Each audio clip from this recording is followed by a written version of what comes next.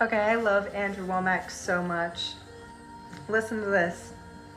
While I was ministering in Phoenix, I noticed this gal who was literally bouncing up and down in the front row. She was excited because she had just been born again 2 months before. So one night I asked her to come up and share her testimony. She stood up and said, "Oh, this is the best blankety blank." And every third word was profanity. People gasped and some people laughed. She looked at me and asked, "Did I do something wrong?" I answered, "No. You didn't do anything wrong. Just keep going." So she continued sharing her testimony and cussing up a storm for 10 minutes. After the service, certain people came up to me saying, "I can't believe you let her say that in church. I would never do that." They criticized her vocabulary, judging her outward man and totally missing the heart. I told them, "Do you know what? God was more pleased with that testimony than he's been with yours in the last 20 years.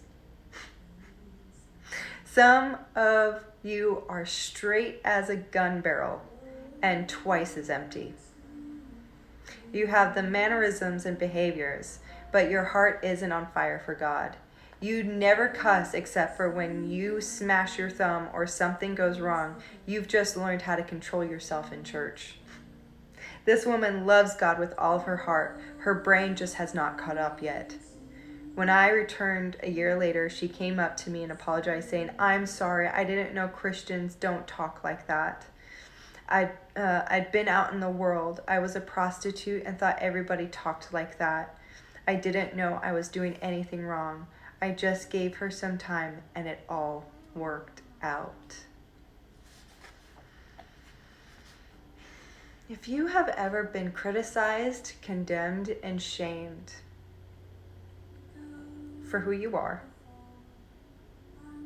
because of what Satan and the world have made you believe, and then when you came to Christ, you had all these religious people telling you how to act and how to think and how to be, but there was no real healing, there was no intention, and there was no true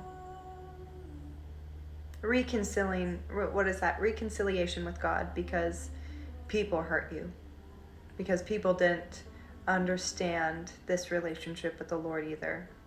Satan used them to really damage you because you have something amazing on the inside of you. There is a calling and a destiny that God has placed within you, but the devil did not want you to know that. And so he used people around you to keep you in bondage. Please, let me help you set free from this, because I was there. I have been there. It took me quite some time to get out of this. I actually lost my mind because of this.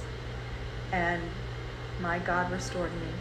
So I want to partner with God for you to be restored, for you to be healed, and for you to own your heart, your mind, and your emotions so that you can have the life that God predestined for you before he formed this earth. Jesus loves you more than any person can.